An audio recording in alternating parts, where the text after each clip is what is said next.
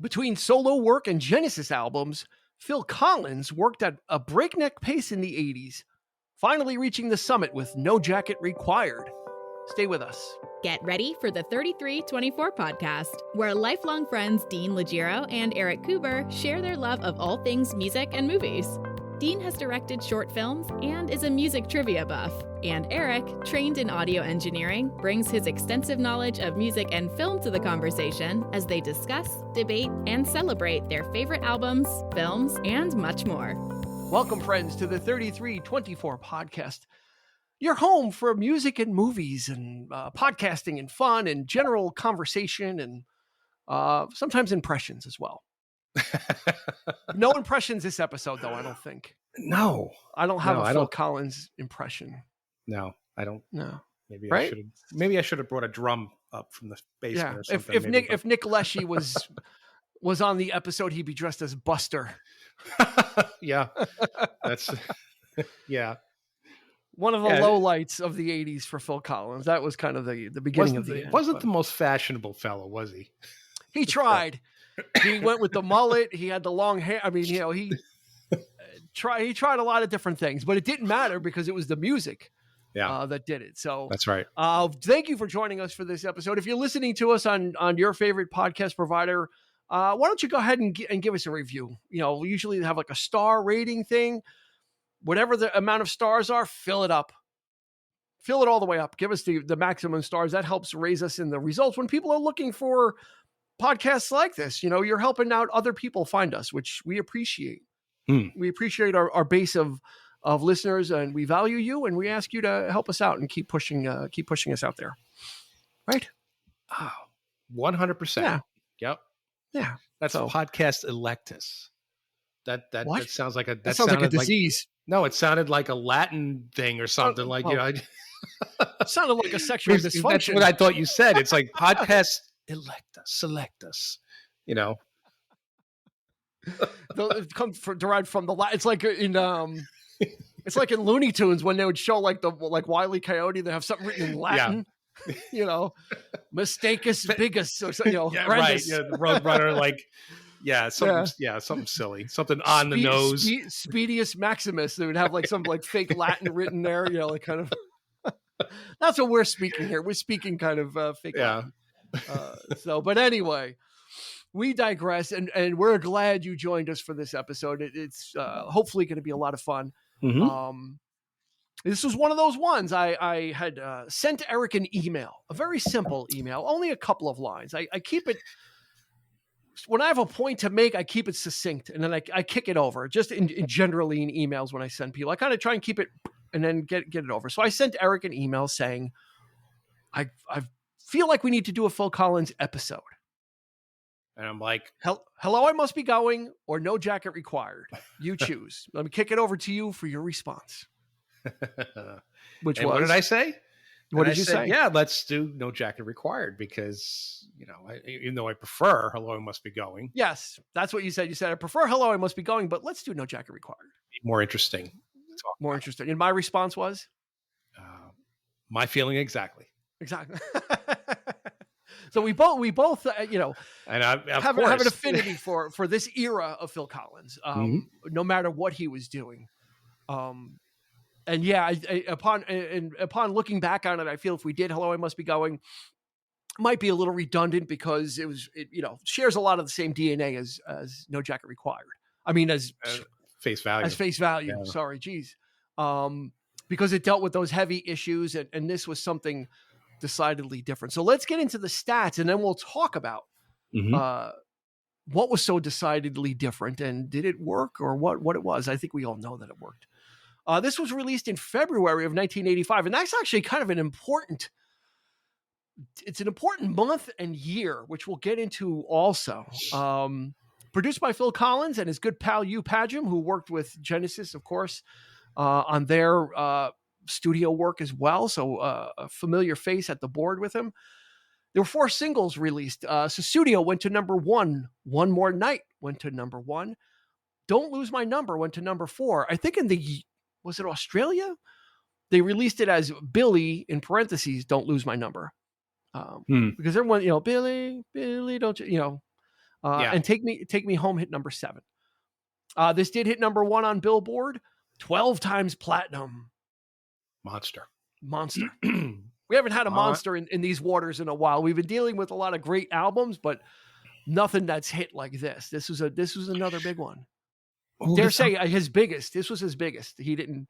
Oh, absolutely. Yeah. He didn't reach this apex, this zenith ever again. Nominated for 5 Grammys, won 3. Album of the Year. Okay. Best Pop Male Vocal and Producer of the Year.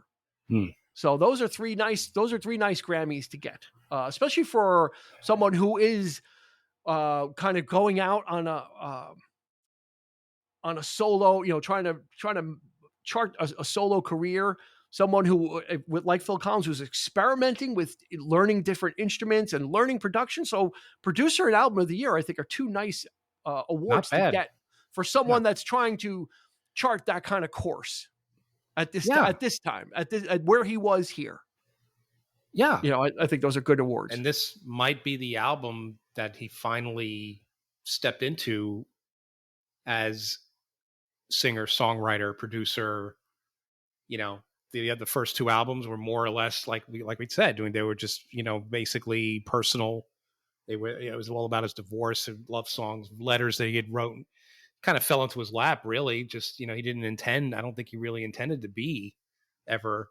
He was just a drummer in the band and a singer. But here, I think this is the album that forced him to kind of said, and you know what, I'm going to do something decidedly different. And boy, did he ever. Yeah. And Hello, I Must Be Going is the album that I got really introduced to Phil Collins. I remember getting that cassette and just listening the shit out of it. I mean, I really loved it. Because it had, then I went back to Face Value. So it still had those hard edges that face, some of that cynicism and some of that bite that Phil Collins is really good at in his vocals. Yeah. I like that kind of stuff. So like songs like China, one of his greatest songs ever, Don't Let Him Steal Your Heart Away, is just, I love that song. And it's from Hello, I Must Be Going. Phil Collins, by design, decidedly wanted to take a different direction. He said, listen, I've done 2 albums of that. Yeah. I'm going to try and make something a little bit more accessible, a little more poppy, a little more danceable. So what I'd like to do is, if we could, is possibly, if you can, part the sands of time.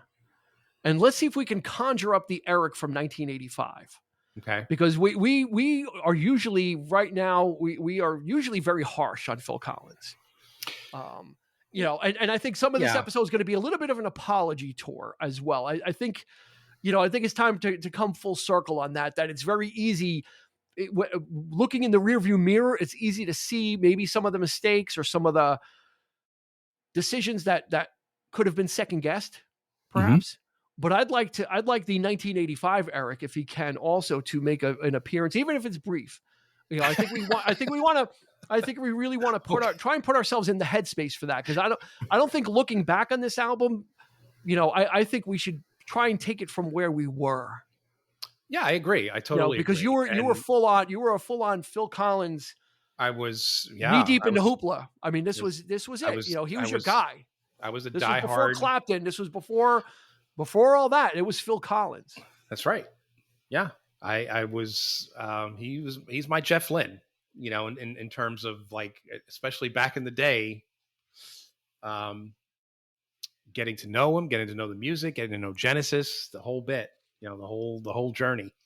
Yeah. Get to this point where, I mean, Face Value is the album for me, of course. Hello, I Must Be Going again. Like you, I bought the cassette and I was like, he's just getting a little bit stronger in the music, and it's just, the production value is starting to rise. This thing, he comes out and I had to wait for it. I remember distinctly hearing, I think it was NEW, or they were very famous for putting out new music. Anytime an artist came out with a new album, they were right there. They had the song like months ahead for some, how they got it. They just did. And the song in question was a song that's not even on the album that they played. This is the brand new song from Phil Collins. It's called The Man with the Horn. And I'm like, okay. So they played it, and here's this like really catchy, it sounded very, much like it, was supposed to be on Hello, I Must Be Going. So I figured, okay, well, this is, I guess, more of that, like we're expecting more the next step in that, whatever. And boy, when the album finally came out, not only was this song, I was a little disappointed that the song wasn't on it, but what I got was he was it just pure leaning into the 80s, just pure electronic, the whole, like, really diving into the drum machines, the whole bit, the sequencers, the sampling, I was shocked. I was very shocked that the production value was, it was like night and day. Yeah. Between the two albums. I mean, and it was so slick and so well produced. I was like, wow. But then I'm like, he's doing Prince here. I'm like, I can't believe that that he's actually emulating Prince, who was at the time riding high in the charts, doing his own thing. And people were just kind of ripping him off left and right. Everybody was, yeah. But Phil, he full out admitted, he's like, no, I love Prince, and this is what I'm doing. This is my dance album. And I kind of took it as, is he serious? Is this all being done tongue in cheek? Is it a joke? Is it, what's he trying to, I didn't quite get it. Yeah. I knew that he was really into Black American music. Like he was very much into Motown, and of course the R&B flavoring of Face Value. We talked about that. But here it was just like, wow. I mean, he's really leaning into the modern sound of what the R&B artists were doing in the 80s. And this was just, it really surprised me. But I remember really, of course I dug it. Of course it was because it was brand new. It was fresh. It was, this is exciting. But then over time I kind of figured, well, but it's not really him. And that's the one thing that I kind of take away. Or is it, or is it not? I mean, I don't think so. He ended up admitting this himself, which I feel a little. You feel vindicated? Vindicated a little bit. It's not just me. It's not just my opinion, or this is, whatever. But this is something that he actually wrote about in his. You got there quicker. Yeah. If you're wondering what Eric is referring to Prince, just reference the first song, Susudio. Mm-hmm. You'll be able to pick out the keyboard riff of basically 1999. Who said I would as well. He recycles some ideas on this album, but but to great effect. I mean, that's the thing. Mm-hmm. He had at the time acknowledged, hey, I made two albums that were kind of about the same subject matter, stuff that's kind of doom and gloomy. I mean, there's up tempo songs on those albums, but the subject material was very serious and very close to the heart. Yeah. And said, I want to open it up a little bit and make something more poppy, more accessible, more fun, more dancey. That was the mission for this album. And it worked. And embracing pop hooks. There's not really anything on Hello, I Must Be Going that would point you in this direction. Like, no. if you're just going by solo albums. Now, here's an interesting thing. The album before this was just called Genesis. So the previous Phil Collins release was the Genesis album called Genesis, right? Which was released. It was released in October of 1983. Mm-hmm. Okay, yeah. October. So everybody that's listening, put October of 1983 in your mind. This album came out in February of 1985. That's less than a year and a half after. Yeah. The Genesis album, which they went on tour because we saw them. That's right. Tour. We Major saw them at Madison worldwide tour. Yeah, we saw them on at Madison Square Garden on tour. Mm-hmm. Okay, the album again. October of '83. The album called Genesis comes out. Less than a year and a half later, this album comes out. And then Invisible Touch would come out in June of '86. Again, less than a year and a half later, another Genesis album comes out. Yep. In June of '86.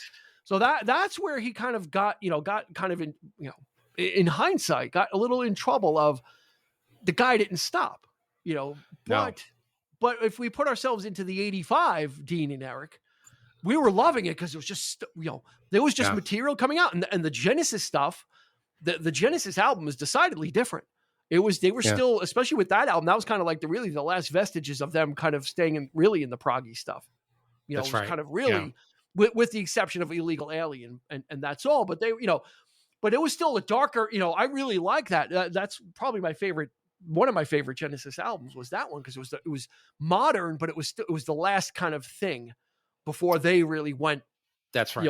Before Genesis decided to take a more radio friendly approach as well.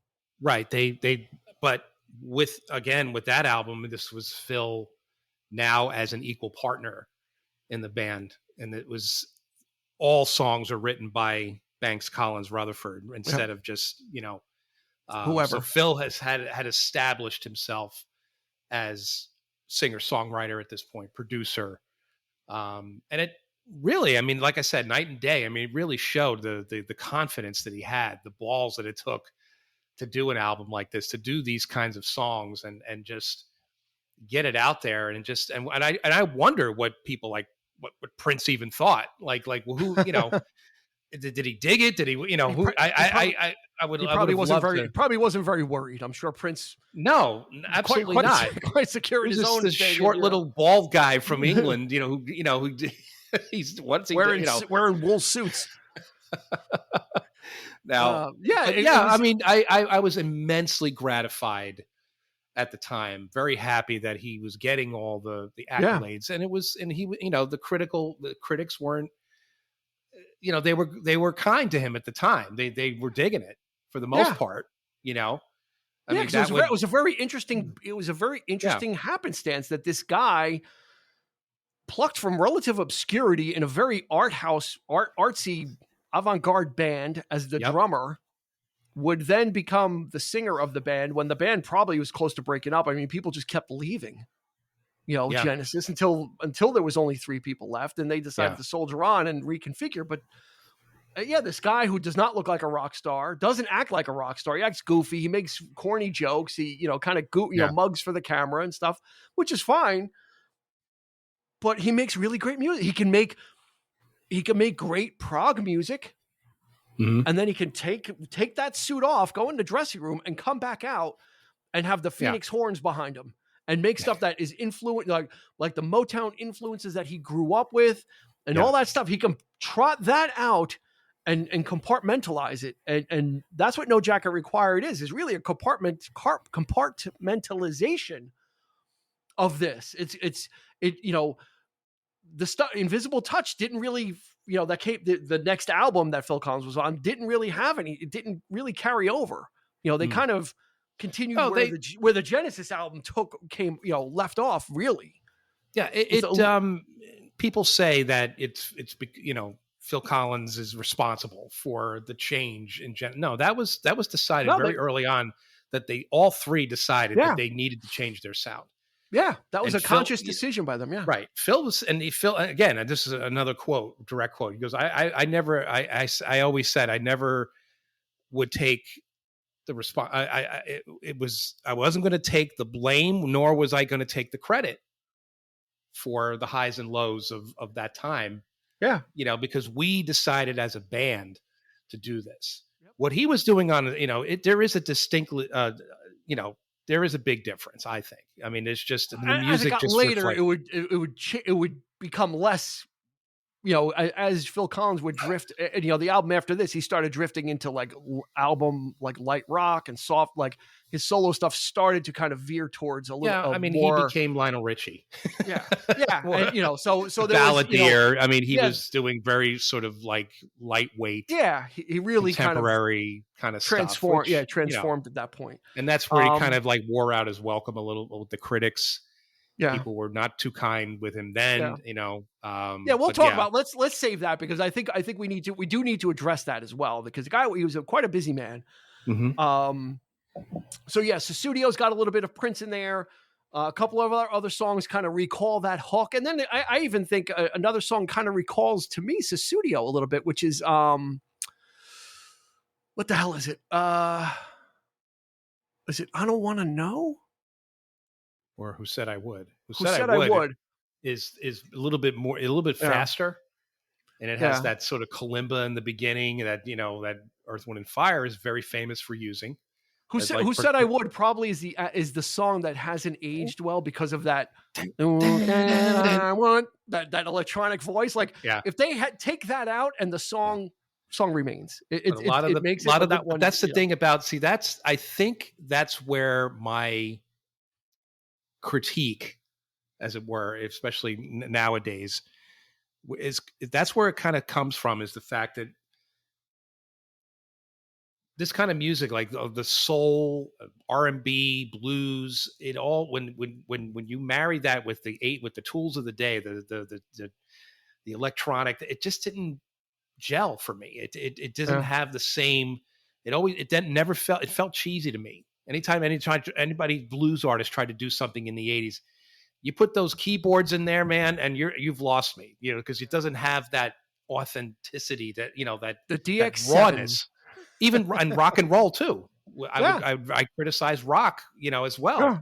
You can't emulate a rock guitar or real rock drums, or you can't do that stuff in the sampling. I mean, people who were doing it were probably doing it within the 80s. They were, they knew how to do it more effectively, use the tools, but they were doing something a little bit more different and more creatively, with it. We talked about Tears for Fears, Yep. Peter Gabriel, these and the like, Daniel Lanois production and all that kind of thing.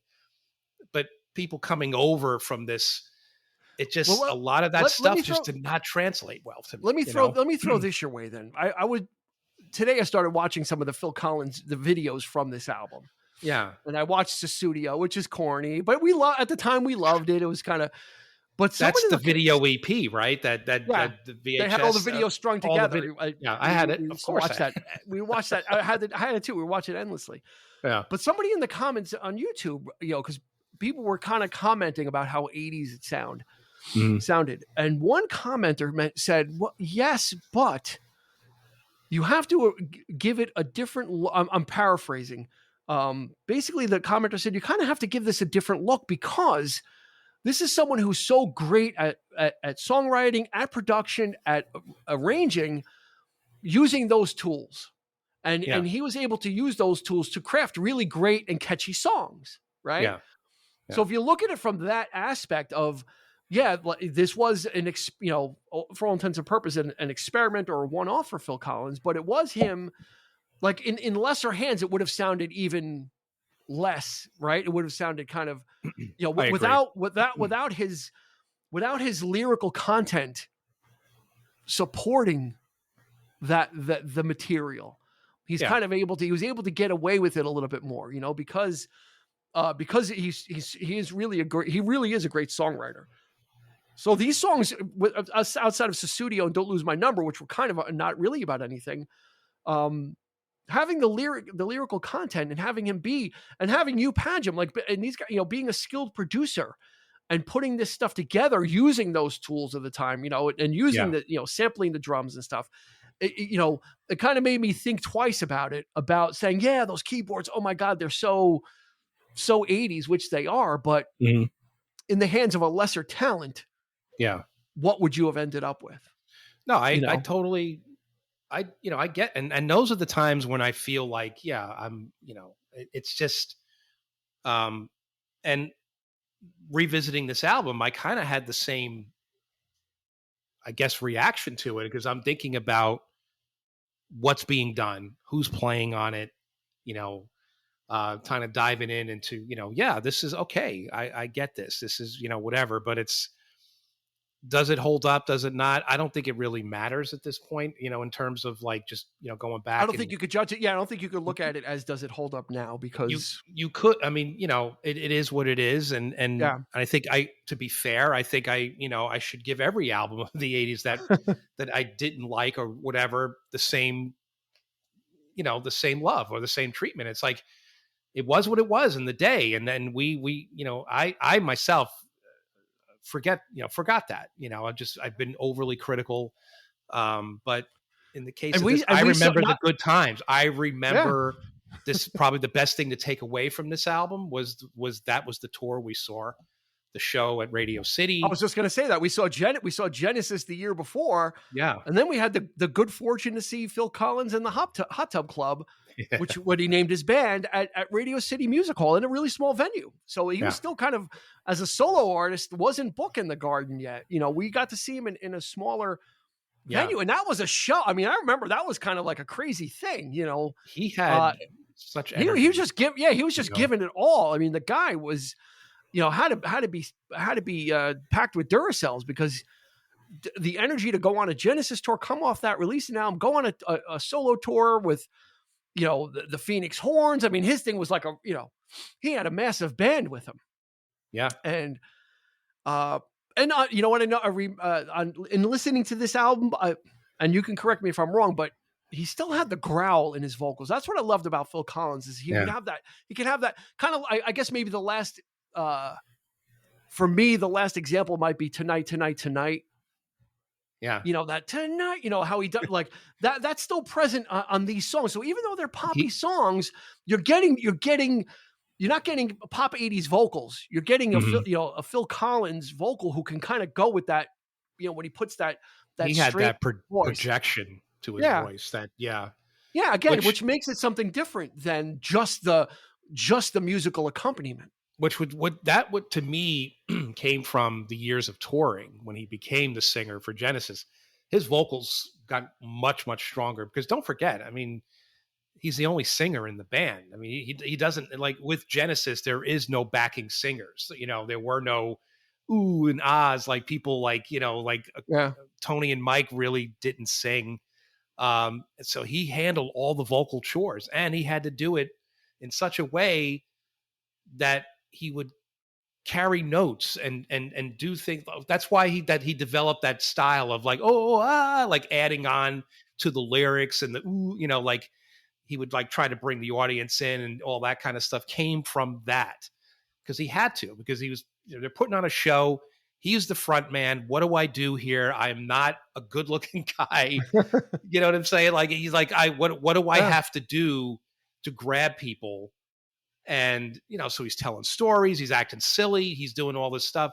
But what really impressed me about him was his vocal stylings and the rhythmic approach to how he, you know, because Gabriel didn't even do that with his own stuff. Like, you know, Collins would do his stuff better and live, like, you know. Yeah, Gabriel's more straightforward, just more of a straightforward. The vocal arrangements were just, you know, he would just carry those, you know, just project it out there and just be a singer, you know. And then, you know, and then of course running behind the drum kit and him and Chester just going crazy. I mean, come on, that was just you know, the shit. You know, Speaking of Gabriel, Peter Gabriel makes an appearance on this album along with Sting and Helen Terry, who was knee deep in the hoopla with Culture Club as the backing vocalist. Yeah. Or for Take Me Home.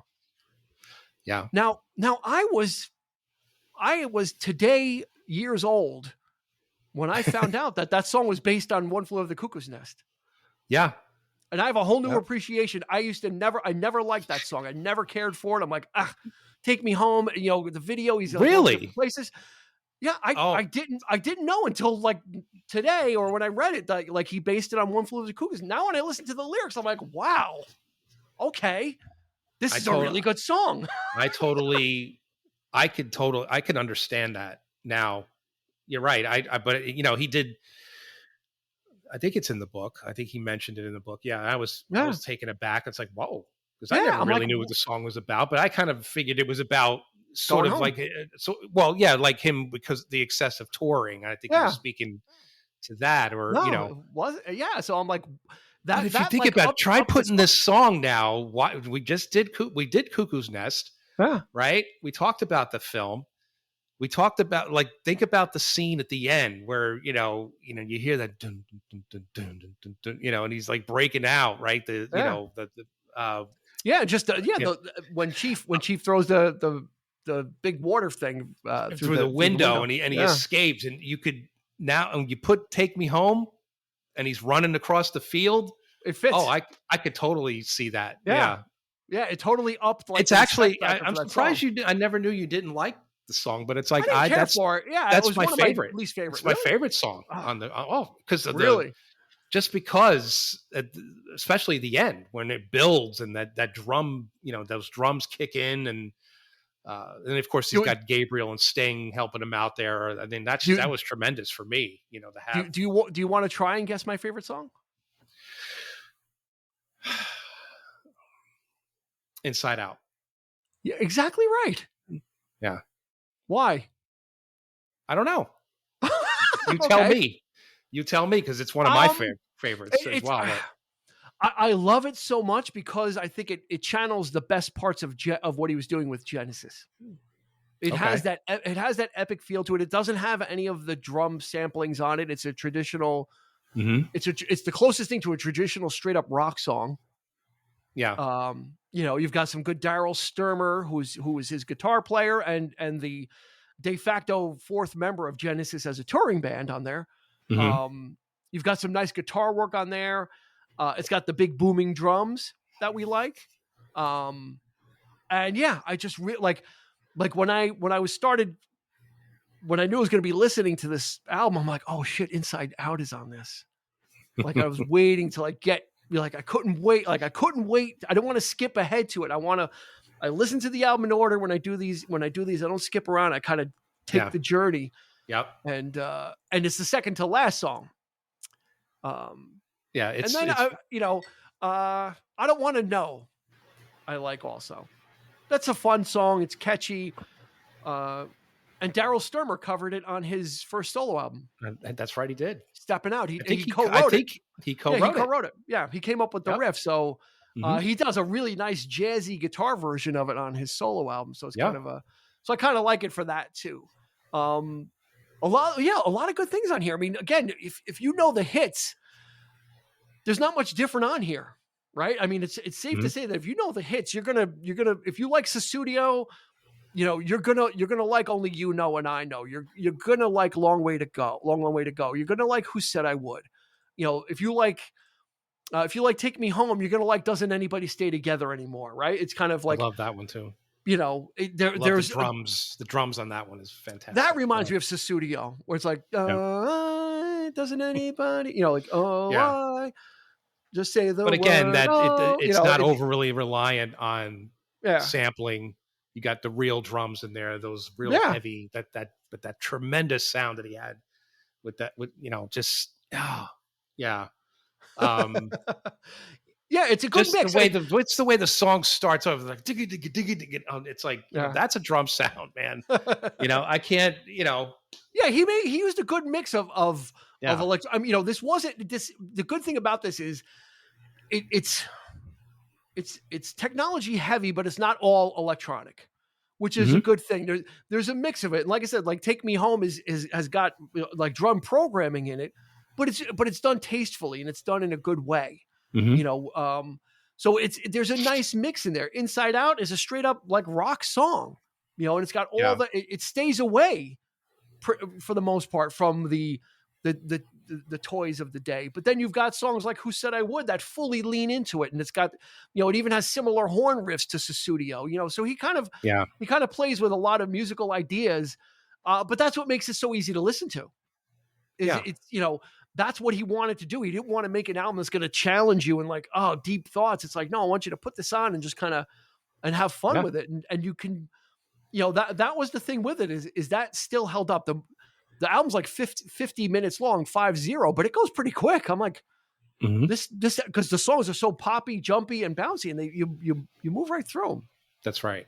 Yeah, it does. Yeah. And getting back to Inside Out, I don't know why we're stuck on this song, but because it's so fucking good. Like for me, it connected me to the Genesis album. I think it feels like it was almost like. Well, I love the fact that when he's singing the chorus. I mean, it's like this big booming, like echoey thing. It's like he's projecting like as if he's in a big concert hall. Yeah, and then it gets so quiet. Yeah. Right, it gets the verses. It's like the little rim shot, and it just his voice, just like Yeah, you got a it's little like piano. You got a little he's like piano in very there. in the room, and then it just kicks into like the concert hall again, and it just goes Yeah, you back got a and little bit forth. of a horn. You got some horns in there. Yeah, You got the guitar. Again, it's just a really well constructed song. If there was an album of just this type of stuff, again, probably wouldn't have been as popular, Mm. but closer in DNA to Genesis, and maybe that's why, for me, it's like a bridge song. It bridges the gap between the previous album by Genesis and kind of Yeah, it's an outlier on this album because it doesn't fit with any of the other stuff. yeah, yeah. It's kind of a strange bird on this album. Maybe that's what it But is. there's always you can always rely on that in all of his records. I mean, even the later stuff. There's always that at least one or two tracks that you could definitely pick off that vine and just stick it on a Yeah. really great compilation and just make a hell of a thing. And it's like this, but there's always one song that I always take away from these albums that I absolutely love. It's even on the album after, but seriously, there's quite a few good songs on there as well. For me, that was probably the last really great. Yeah. Um, I jumped off after this one for solo stuff. Yeah. but both sides came on. To me, it's like that's his personal favorite. And it's like an album of demos, really. I mean, it's really like polished demos, but they're because he plays everything on it, and that's not saying much because he's not that extrovert. You know what I mean? Like he's not a guitar player. He's not, but yet he does play guitar on it, and it plays banjo and little odd things here and there. But it's just very much still very keyboard centric and drum, of course, drum machine and that kind of thing. I guess that's why he liked it because it was more low key and personal. What about "Don't Lose My Number"? I like that too. See, that's the one I could listen to that over and over too. See, that's the one I never. You don't liked. like it? No. I mean, it means nothing. He even says nowadays, like I don't know what this song means. I don't know what it's like it's a story, but it has no meaning. And the video is just the corniest. I watched the video today too, and it was just it was the song by itself. I don't need the video. Like Peter Robinson is his bandmate from Brand X is in it, and he's sitting there and he's got this weird like let's Clint Eastwood like he's like a movie producer or something, as I recall, right? Yeah, they're trying to come up with the theme for the video, like what it's going to be about. He did Mad Max, and he did it was. They spent a lot of bucks on these videos, man, because that was some high production. That's how you got the word out there. Again, that's 85 is right in the middle of MTV territory. I mean, he was again he leaned into the goofiness because he didn't have the rock star good looks, quote unquote. Mm-hmm. So he had to lean into the British humor, the irreverent, British humor, and kind of leading into that kind of stuff. Yeah. And he did it well, and people really enjoyed it. But Don't Lose My Number. I'll take it. I like it. I'll take it off your hands. I think it's very. I'll claim it. A lot of what he was doing, it occurred to me. It was like he's just, and I think he even said this. I think it was the Perkins Palace concert that I had, the VHS, and of course there's little like interviews in between the songs, and I think he said, a lot of what I do is very much inspired by the Beatles and what they did. It inspired me. Everything that I do is inspired by them. And if you think about it, and all the antics that they did back in the day, if you just imagine if the Beatles were still together in the 80s, what they would have done with MTV. I wonder. No, absolutely. It's funny. It's funny you mention that because I thought about that earlier today. Because I think that's going to kind of bring us to the overall notion that people got of Phil Collins in the 80s. And I thought about it, because what we did, we talked about the Genesis album came out less than a year and a half before. Another Genesis album would come out less than a year and a half after.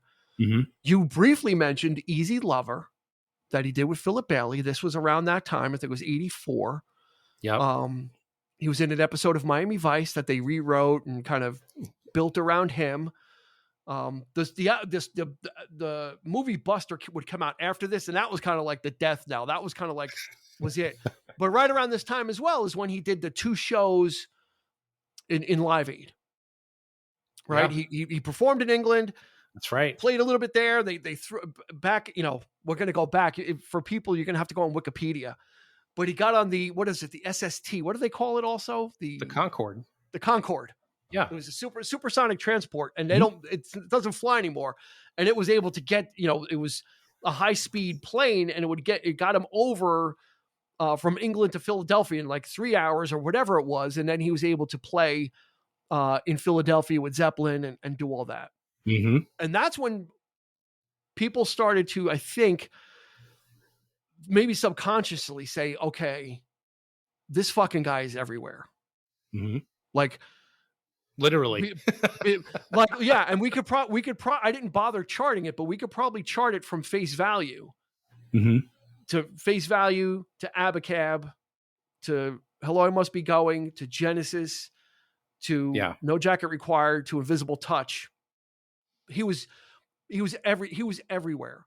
Now we look back on that now, right? And we say, oh, this, that's what we say. So, oh, he was everywhere. Mm-hmm. Let me ask you a question. Mm-hmm. If that were you, would you say no to any of those things? No.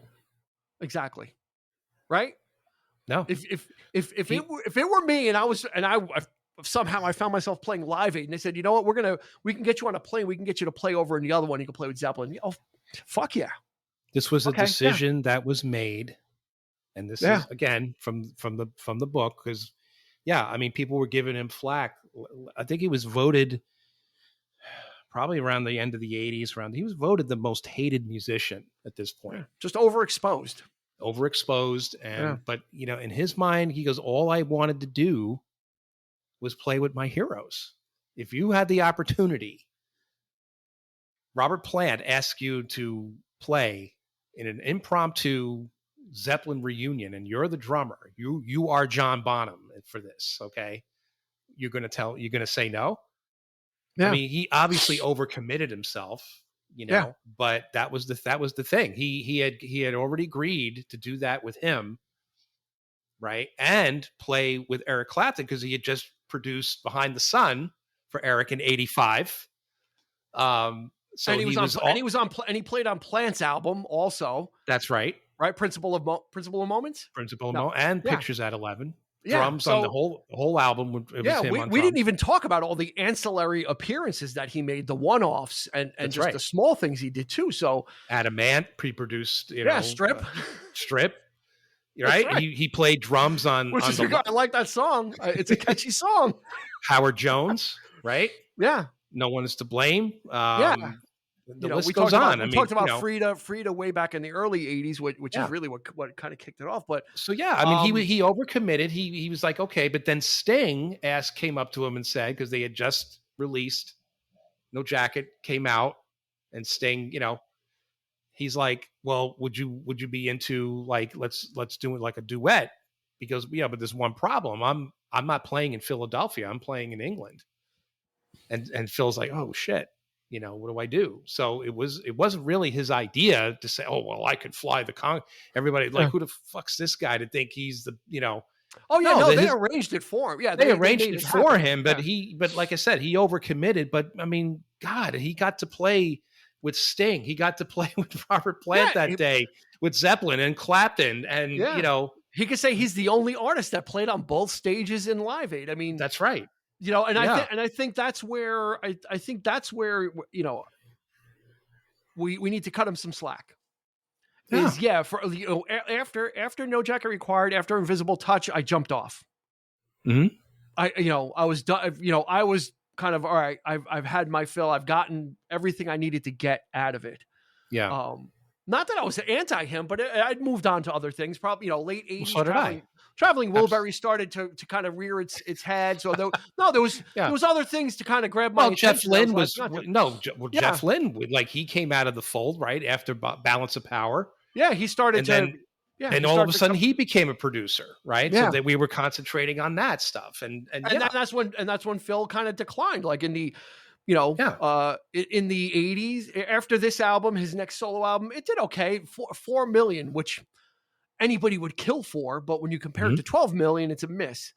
And then his albums after that weren't charting in the U.S. They weren't really selling, 500,000, and he just kind of dropped off in the 90s. Testify would be his biggest bomb. His last, not the covers album of Motown stuff, but the one his before last that. album of original material would just completely, and he was devastated by that because he really liked that, and he worked with oh God, who did he work on that?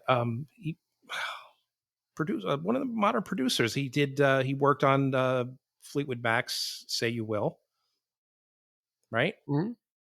Yeah, he worked with John Mayer. He worked with I can't think of his name. I'm sorry. That's okay. It was Testify. Rob Cavallo was the producer. Rob Cavallo, yeah. Okay. And he's worked with some big acts, and and he couldn't make it stick, and it's a shame. Testify hit number 30 on the Billboard 200. Not enough sales information as far as sales, so probably less because than it didn't sell. Yeah.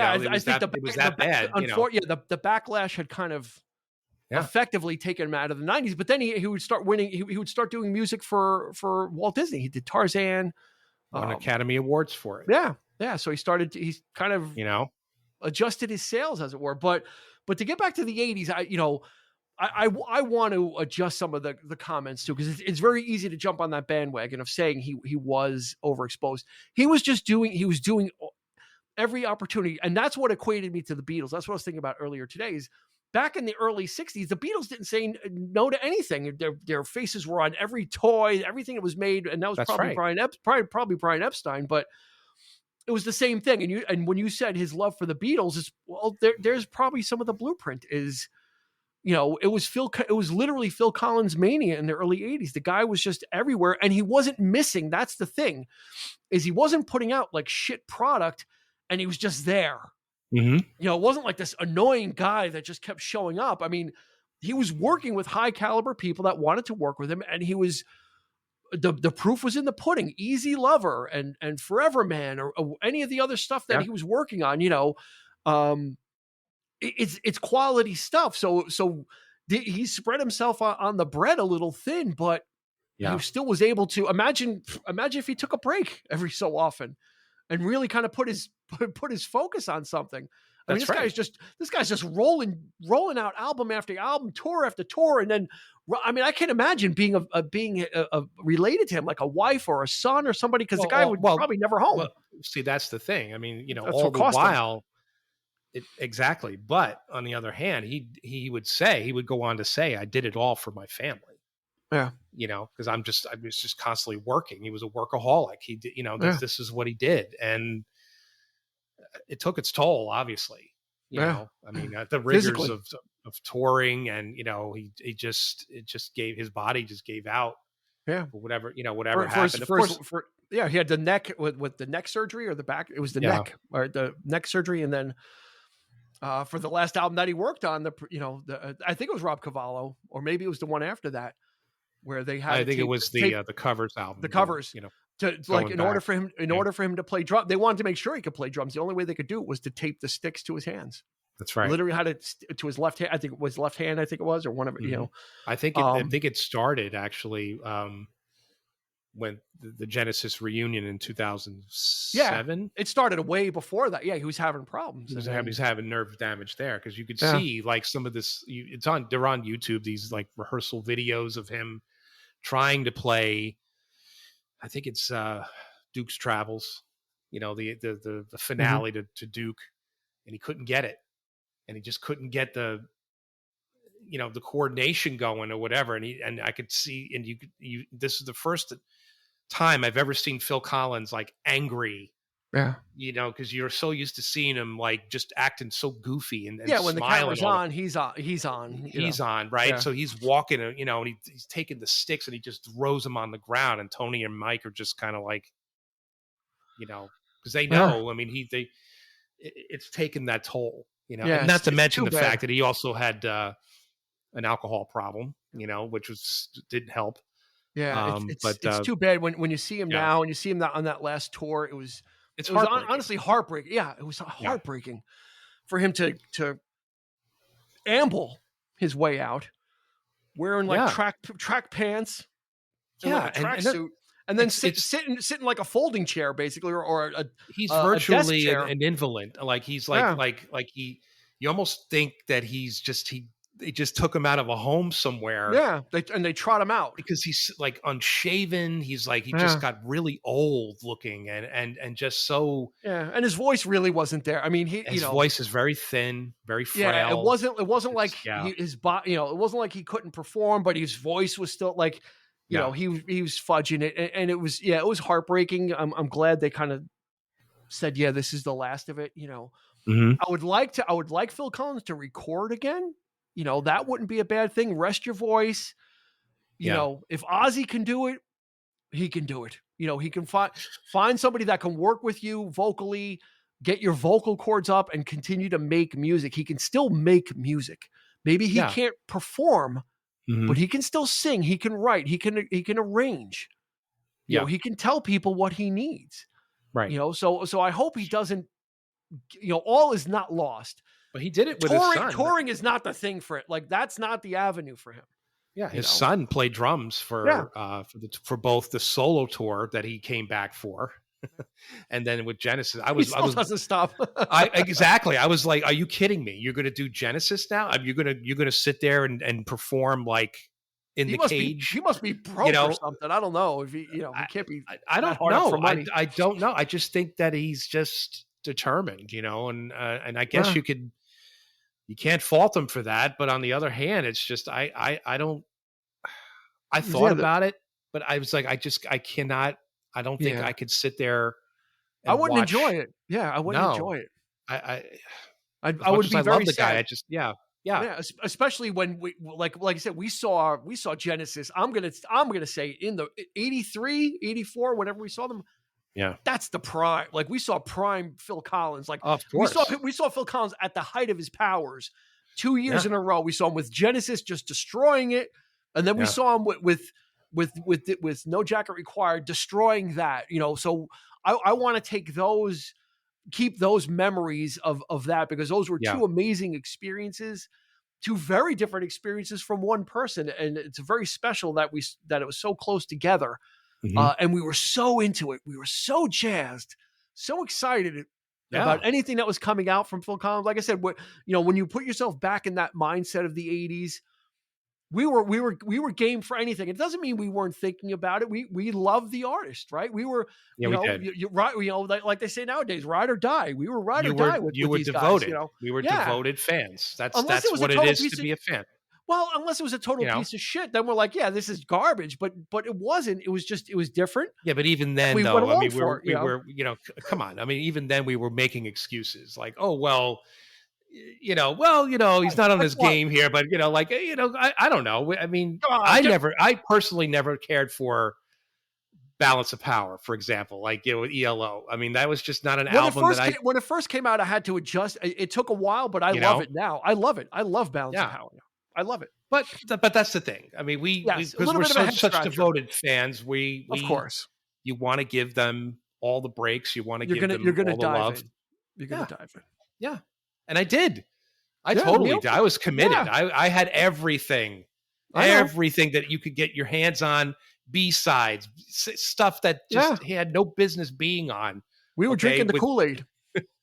We were drinking the Kool-Aid, deep gulps like of the Kool-Aid. Working with this John Martin. Who the hell is John Martin? He was like producing an album for him. Like, who the hell is this guy? Is that Marilyn Martin's husband? Because he was like a folk singer, like a British folk singer in the late 70s. And he played on a few of his albums, and then he ended up producing an album for him. Then of course, then you had what was it? Of course, his stint with Brand X, and then you had. My God! And of course, all the like you mentioned, all the guest appearances, all the which, by the way, you could get on a box set called. Oh, really? It's called Plays Well with Others. There you go. It's all his drumming, like all his drum appearances, like Paul McCartney on Press to Play, Tina Turner, Frida, all the stuff, like the stuff that he played drums on throughout. That's kind of neat. That's a nice ancillary thing. Yeah, I mean, it's great. So I do have one complaint as we wind down. It's a pretty big complaint. maybe you'll agree. Well, one complaint has got to be big, right? maybe you'll agree with me. Okay. Why did he have to reshoot the covers of all of his fucking albums for the re-releases? I don't want old Phil Collins doing a face value cover. I don't want old Phil Collins doing No Jacket Required. I don't want like when I listen to it on Spotify, I have to look at that old face. I know. Trying to recreate that cover. It's like you don't get both. You don't get the get the remastered. You don't get the. Yeah, I don't want it. Why? Well, why? To be fair, No Jacket Required was a terrible cover to begin with. I mean, they're all plays on the same thing. His face, it's a profile. It's front. Yeah, but that album in particular. I mean, the beads of sweat. I mean, who the hell puts that as an album cover? And it's not even real sweat either. Apparently, it's glycerin that they apply to his head to make it look like sweat, because it's hot and it's like it evokes the dance theme and the red light. But it's a horrible cover regardless. And on the back cover, it's even worse because it's just a close up of his forehead and just beads of sweat. That's all.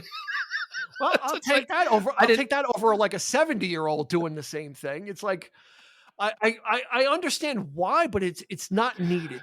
It doesn't. It's not. But it doesn't. It didn't add anything. If anything, it made me be like, I don't want these. Yeah.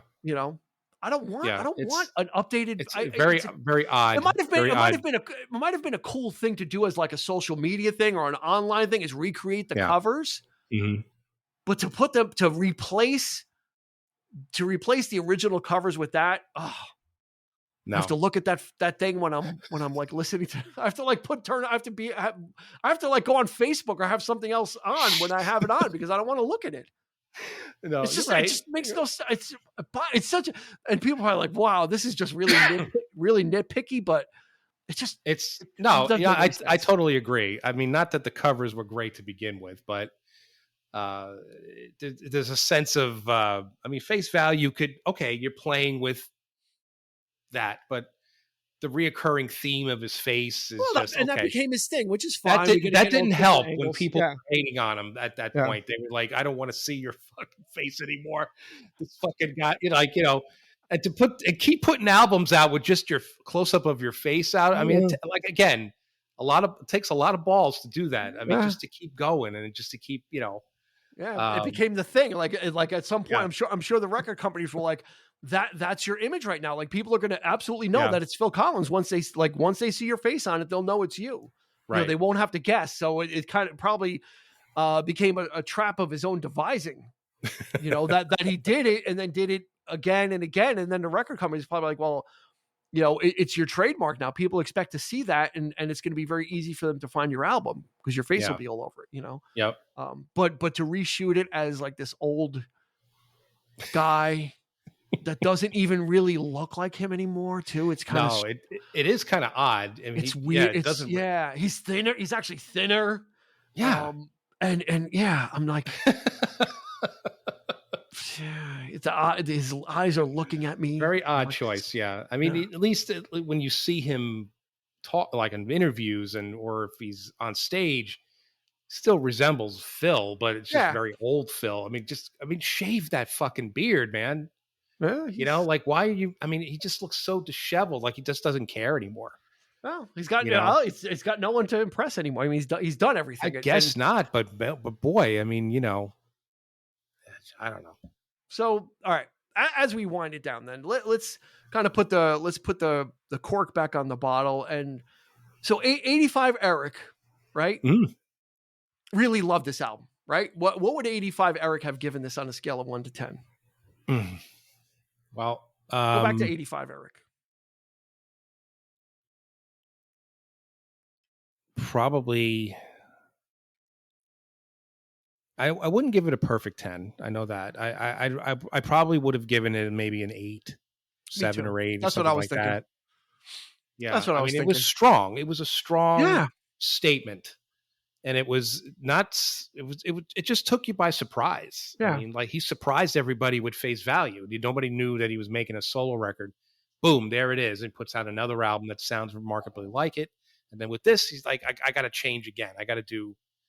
But like I said before, I don't think now in retrospect, the one thing I will say, and he's going to back me up on this because he Oh, okay. doesn't feel like. Oh, Phil Collins is backing you up. Okay. No, he's going to back me. No, he said it. He's like, this is not me. Yeah. And this is actually his least favorite album. It's his biggest hit, and he goes, I don't like. He does not like this album, and like now, like thinking back on him, this is his least favorite. So I mean, I can understand it. Yeah. But there's no denying 12 million copies. So not only was it his biggest selling album, it was a monster album. I mean, anything over 10 million copies. You certainly reap the rewards. You're in the elite. Yeah, you're in the elite. You're in the elite status when you have an album that sells over 10 million. That's in a different league. You're swimming in different waters. So I mean, there's no denying for anybody that's kind of like on the fence. If are we lauding this album or are we making fun of this album? I think we're lauding it. I think we're saying go listen to this. We're celebrating it. It's worth. Yeah, I think it's it's of its time, but not in a bad way, because I go back to what that YouTube comment was, is that this is someone that is a great musician and composer and songwriter and arranger, using the tools and coming up with those textures, using the sequencer to come up with those rhythmic textures that someone else that in lesser hands would not have gotten those types of things out of that technology. Right. So it's part of it is the technology making it easier, but then also is, what is the artist or the person doing with it to really make you connect with it? And that's what I get out of this album now, is that he used the technology. It's very much of the 80s, but by someone who is really good at what they do. So it makes it easy to listen to because it's not wonky, except for that "You Said I Would" electronic voice. That's the only. Yeah. It almost reminds me of like Donald Duck for some reason. Although it doesn't sound like Donald Duck, but it's got that weird like like no, it's the vocoder thing. Yeah, I know. It just has a weird cartoony, cartoony sound. But again, I mean, that we're talking, Earth, Wind and Fire used it. This is what but them using it on Let's Groove is a different result than Who Said I Would. Like, well, but that's what he's channeling there. Yeah. I mean, I think and I had the very same reaction to Eric's Pilgrim album in the 90s when he did the hip hop thing, the trip out. Like, what are you doing here? Like this same thing. It's like, right, but I feel the same way. Like you're talking about this album, I felt the same way about Pilgrim. This is Eric trying to do something different, trying to, tap into what was hot at the time, which again is very dated, but this was the R&B sound of the time. And that's exactly how he wanted to express those feelings through that type of music. So I respect that. And I respect this album and what Phil did. Yeah. I was hating on it for a while only because of the sheen, the sound. Yeah. It's easy. It's easy to find reasons to hate. It's easy to hate. It's an easy album to hate. To be quite honest, I got sick of it because you play it so often. You just get tired of hearing it. And you get tired of hearing it on the radio. I mean, that legitimately was a thing for me. I mean, I kind of stopped listening to Phil as a result because from the airplay alone. I mean, Susudio, Invisible Touch, throwing it all away. This, I mean, that's all. I mean, it's just it was nonstop, and you're just kind of like, okay, you need a land of confusion. Yeah, with the puppets. Tonight. I mean, let me final question is his first 3 albums. I mean, you can stop there, right? I pretty much did. I think that's the best 3-album cycle you're going to get. I would agree with it's that. Not the first 2 are kind of like one thought, and then the third one, No Jacket Required, is kind of I think closing out the chapter for what he was trying to do with his solo career, because anything after this was just kind of either a reinterpretation or a watering down of it. Anyway. He would take it to the extreme. I mean, when those solo tours, like the Seriously tour, you even commented on how ridiculous it got. Yeah. And this is just him solo. We're talking a bigger stage presentation Yeah. than Genesis had. Well, I'm just talking albums, though. I'm just talking as far as listening No, but to albums but the go. effect of the Yeah. popularity, Oh, the yeah. fame, Oh, yeah. It got out of control. and he really like leaned into the whole. And again, the Prince thing. Remember, the guys holding the mirrors, and like him walking out like Morris Day in the Time. That whole bit. It just like he really just kind of dived into that. Yeah. He gave it his all. Yeah, and it he got didn't. ridiculous. It got ridiculous, but then he scaled it back and saw the error of his ways, I guess, or whatever. Well, it was forced. But he was humbled. He was very humbled by the fact that people, and he, very sad by it. But I think he regrets a lot of the things that he did. But but again, I don't think he regretted not the love that he had to playing with people that he was admired and the musicians and those memories will always. I mean, who wouldn't want that kind of career, or that? Of course, those experiences. Two last things. Sad that Gabriel never came back to Genesis. That would have been a great thing to see. Yeah. With Phil Collins, that is off the table. If it ever was on the table, it's off the table. Do you know the three little bears story about Phil Collins? About how in the 80s everybody was saying that Phil Collins, Bob Hoskins, and Danny DeVito looked very similar. So there was a movie they were they got through the development phase of they were going to make a movie about the three bears with Goldilocks and the Three Bears or whatever. And it got like pretty far along. And then like scheduling, of course, Phil Collins was everywhere and scheduling things got in the way. And I guess thankfully, we can thank Phil Collins maybe for being too busy that never got made. That it never happened. Yeah. Yes. So it was going to be in a Goldilocks and the Three Bears with Bob Hoskins. And I actually, I might be one of maybe, I don't know, 5 people who probably went to actually see Buster in the theater. Yeah, I didn't. And you know what? He wasn't bad.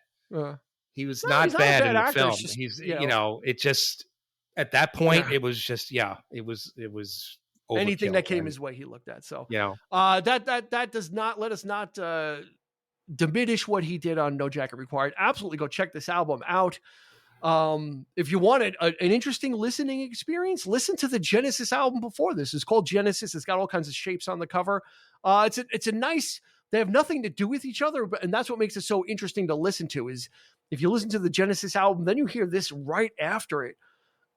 It's a really nice contrast and an interesting musical experiment. So we would recommend you do that. Or you can even listen to Invisible Touch and think about what happened after and how if that influenced or colored a little bit of the way Genesis went, because Invisible Touch definitely had more of a pop feel to it, especially the lead-off song. So that's going to do it for this episode. Go check out Sussudio and all the other hits on there on No Jacket Required. It's on all the streaming services.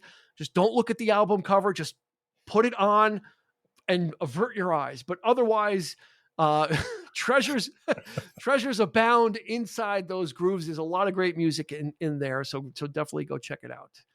For Eric, this has been Dean asking you to please not be kind and rewind. See, I'm getting it wrong again. We will see you where? On the flip side. On the flip side. Later.